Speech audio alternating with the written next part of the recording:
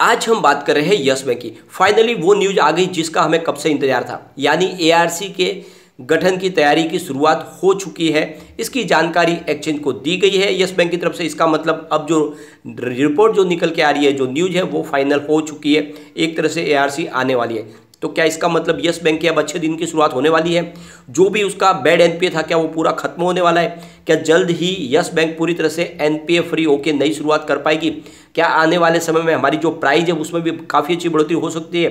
क्या आने वाले समय में यस बैंक का स्टॉक तेजी से दौड़ सकता है? तो बहुत सारे सवाल हैं जिनके जवाब इस वीडियो के माध्यम से जानने की कोशिश करेंगे और पूरी इस डिटेल न्यूज़ को डिस्कस करेंगे, जिससे हमें समझ में आएगा कि आगे हमें क्या करना चाहिए। दूसरी तरफ जो यस बैंक का पुराना मैनेजमेंट है, उनके घोटाले पर एक बड़ी रिपोर्ट और निकल के आ रही है। लेटेस्ट अपडेट उसको भी डिस्कस करेंगे और जानने की कोशिश करेंगे क्या आगे संभावना बन रही है यस बैंक में, क्या बड़ी तेजी की संभावना बनेगी। दूसरी तरफ बाजार को लेकर दो बड़ी गुड न्यूज निकल के आ रही है जो इशारा करे कि अब बाजार में जल्द ही बड़ी तेजी बन सकती है। तो एक तरफ तो बाजार में तेजी की संभावना बन रही है, दूसरी तरफ यस बैंक की मुसीबतों का धीरे धीरे अंत होने की शुरुआत हो रही है। तो क्या ऐसे में हमें यही मौका जब यस बैंक में इन्वेस्टमेंट कर लेना चाहिए? काफ़ी लोग हैं जो ऊपर के लेवल में इन्वेस्टमेंट करके फंस गए, क्या उनको ये आखिरी मौका है कि वो निचले लेवल से अपनी एंट्री मार के अपने एवरेज को नीचे लाने की कोशिश करें? तो इन सारे सवालों के जवाब मिलेंगे आपको इस वीडियो के माध्यम से। लेकिन फ्रेंड, उससे पहले अगर आप पहली बार हमारे चैनल पे आए तो चैनल को सब्सक्राइब कर दीजिए, एक बेल आइकॉन दबा दीजिए ताकि जब भी नया वीडियो बने पहला नोटिफिकेशन आपको मिले। वीडियो पसंद आए तो लाइक शेयर जरूर कीजिए। चलो फ्रेंड्स, वीडियो स्टार्ट करते हैं। मैं हूं आपका दोस्त एसबी दवे और हमारे अपने चैनल ऑनलाइन कमाई में आपका बहुत बहुत स्वागत है। सबसे पहले आज के कारोबार को डिस्कस कर लेते हैं। स्टॉक ओपन हुआ 13.35 पर, लो बना 13.10 का और हाई है 13.50 का। अंत में 13.25 पर क्लोजिंग रही, जहां पे हमें 0.38% की मामूली सी गिरावट देखने को मिली। इस गिरावट के पीछे वजह है कि आज बैंकिंग शेयरों में दबाव था। वॉल्यूम को अगर देखें तो काफ़ी ज़्यादा वॉल्यूम आज भी हुआ। बीएसई में आज को 1,07,94,000 का वॉल्यूम हुआ। सामने 40 लाख की डिलीवरी उठाएगी। डिलीवरी का परसेंटेज 37.06% है। बात अगर एनएससी की करें तो यहाँ पे 4,94,05,000 का वॉल्यूम हुआ। सामने 1,70,36,000 की डिलीवरी उठाएगी। डिलीवरी का परसेंटेज 34.48% है। अगर इसके वॉल्यूम को हम एनालिस करें तो पिछले एक महीने पहले इसका 6 करोड़ का वॉल्यूम था। 1 वीक पहले भी 6 करोड़ का ही वॉल्यूम हुआ था। कल इसका 10 करोड़ का वॉल्यूम होता, आज 7 करोड़ का वॉल्यूम है। तो आप देख सकते हो कि अच्छे वॉल्यूम के साथ में कामकाज हो रहा है। यहाँ पे निफ्टी 50 की बात करें तो 16,049 के स्तर पर क्लोजिंग रही, जहाँ पे 0.69% की तेजी थी। तो कुछ बाजार में आज तेजी देखने को हमें मिली। निफ्टी बैंक की अगर बात करें तो 34,682 के स्तर पर 0.09% की मामूली सी तेजी थी। निफ्टी पीएसयू बैंक में आज गिरावट थी, यानी 2,588 के स्तर पर 0.43% की गिरावट, यानी लगभग आधा प्रतिशत सरकारी बैंकों में गिरावट थी। निफ्टी प्राइवेट बैंक की बात करें तो 17,462 के स्तर पर 0.07% की तेजी थी, यानी मामूली कहने के लिए तेजी थी। ओवरऑल आज बैंकिंग शेयरों में दबाव था। अब यहाँ पे सबसे बड़ी जो गुड न्यूज निकल के आ रही है वो ये है कि एआरसी बनने जा रही है। आज ही एक्सचेंज को जानकारी दी गई है यस बैंक की तरफ से कि कंपनी के बोर्ड ऑफ डायरेक्टर ने जेसीएफ एआरसी एलएलसी और JC Flowers asset reconstruction private limited company के साथ में एक long term binding short term sheet sign कर ली है। ये दोनों कंपनियां यस बैंक के एसेट रिकंस्ट्रक्शन कंपनी एआरसी में रणनीतिक साझेदार बनेगी और बैंक के डूबे जो लोन है उसको निकालने की कोशिश करेगी। तो एआरसी के गठन की औपचारिक घोषणा हो चुकी है। यस बैंक ने फैसला किया कि जेसी फ्लावर्स एआरसी की बोली को बेस मानकर ही आगे स्टेट लोन को पोर्टफोलियो में हिस्सेदारी दी जाएगी। यस बैंक के पोर्टफोलियो में करीब 48,000 करोड़ रुपए का लोन है जो डूब चुका है। यस बैंक उन्होंने जो बयान जारी किया, उनका कहना है कि दोनों कंपनियों के बीच साइन टर्म शीट 15 जुलाई 2022 से लागू होगी। बैंक ने आगे आरबीआई की शर्तों को पूरा करते हुए बैंक अब जेसी फ्लावर्स की बोली को ही बेस बनाकर आगे ट्रांसपेरेंट बिडिंग प्रोसेस को शुरू करेगा। तो आप देख सकते हो कि ये जानकारी एक्सचेंज को दी गई है, इसका मतलब ये ऑथेंटिक जानकारी है। और पिछले साल जब यस बैंक ने अपनी एसेट रिकंस्ट्रक्शन कंपनी में 20% स्टेक बेचने की योजना बनाई थी और उसके लिए जब उन्होंने एक्सप्रेशन ऑफ इंटरेस्ट मंगाया था, हालांकि रिजर्व बैंक ने यस बैंक की एआरसी के शुरू करने की योजना को उस समय मंजूरी नहीं दी थी और आरबीआई का मानना था कि इससे उनके हितों का टकराव शुरू हो जाएगा। हालांकि इसके बाद बैंक ने प्रस्तावित एआरसी के स्ट्रक्चर में बदलाव किया। अब यस बैंक माइनॉरिटी स्टेक बेच रहा है और ज़्यादा निवेशकों को आकर्षित भी करना चाहता ताकि रेगुलेशन में दिक्कत ना आए। तो कुल मिला के एआरसी के गठन की तैयारी शुरू हो चुकी है और ये अब ऑथेंटिक न्यूज है क्योंकि ऑलरेडी एक्सचेंज में जानकारी दी है कि हमने साइन कर ली है, एआरसी के गठन की तैयारी कर ली है, जल्द ही एआरसी बनेगी। लेकिन अभी यहाँ पे सबसे बड़ी बात है कि ये प्रोसेस कितना लंबा चलेगा, क्या होगा। लेकिन कुल मिला के एक तो पॉजिटिव शुरुआत हुई, इसका मतलब यह है कि अब यस बैंक में अच्छे दिन आने की शुरुआत हो जाएगी।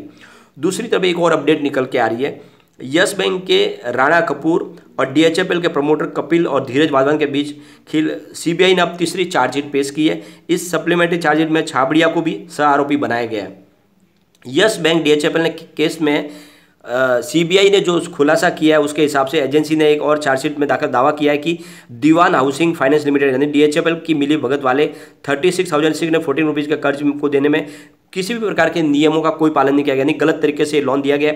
और कपिल वाधवा ने धोखाधड़ी के मामले में सह आरोपी संजय छाबड़िया की कंपनी में बिना नियमों के पालन के ही 400 करोड़ रुपीज़ का लोन उपलब्ध करवाया था। आप देख सकते हो कि इसमें किसी भी प्रकार के कोई प्रोसेस को फॉलो नहीं किया गया, लोन पूरी तरह से फर्जी तरीके से बांटे गए और सिर्फ रिश्वत के मामले के लिए सब काम किया गया। एक तरह से अपने खुद के फायदे के लिए ही यस बैंक को डुबाया गया है डीएचएफएल और राणा कपूर ने मिलकर। इसमें बताया गया है कि जनवरी से मई 2018 के बीच में करीब 316 करोड़ रुपीज़ और 100 करोड़ रुपीज़ के कर्ज रेडियंस एसेट डेवलपर्स और रेडियंस एसेट प्रोजेक्ट को दिए गए और ये दोनों कंपनियां छाबड़िया की है और इन कर्जों को कपिल धवन की ओर से मंजूरी दी गई थी। और ये जो मंजूरी दी गई है सिर्फ ईमेल के ऊपर ही दी जा रही थी, किसी भी प्रकार के कोई डॉक्यूमेंट किसी भी कोई प्रक्रिया फॉलो नहीं की जा रही थी, सिर्फ जुबानी कामचीत हो रहा था। तो देख सकते हो कि पूरा फर्जीवाड़ा हुआ था और इसी वजह से आखिरकार में यस बैंक को भी डूबना पड़ा।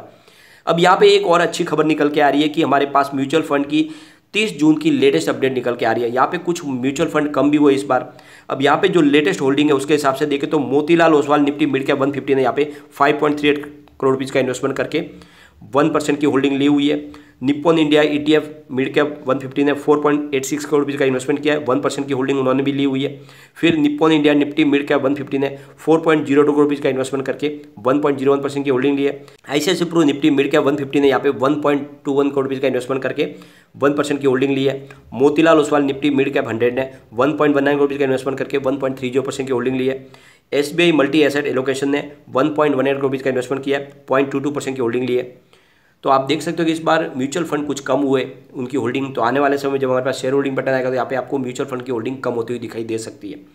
अगर हम इसके रिटर्न को देखें तो पिछले 5 साल के हिसाब से 95% का हमें निगेटिव रिटर्न जो है रिटर्न देखने को मिल रहा है। 3 ईयर के हिसाब से 85% का निगेटिव रिटर्न है, 1 ईयर के हिसाब से 1.85% का निगेटिव रिटर्न है। तो ये तो है पुरानी गिरावट की संभावना, लेकिन 3 मंथ के हिसाब से यहाँ पे 8.59% की गिरावट है, 1 मंथ के हिसाब से 4.31% यहाँ पे, 1 डे के हिसाब से कोई भी अपडाउन देखने को नहीं मिला। तो आप देख सकते हो कि ये पहले स्टॉक में गिरावट तो काफ़ी हुई है, लेकिन ये जो 3 महीनों 4 महीनों में जब बाजार में लगातार गिरावट हुई उसमें ये खाली 8% गिरा, तो कोई बड़ी गिरावट नहीं हुई है, स्टॉक काफ़ी मजबूत है।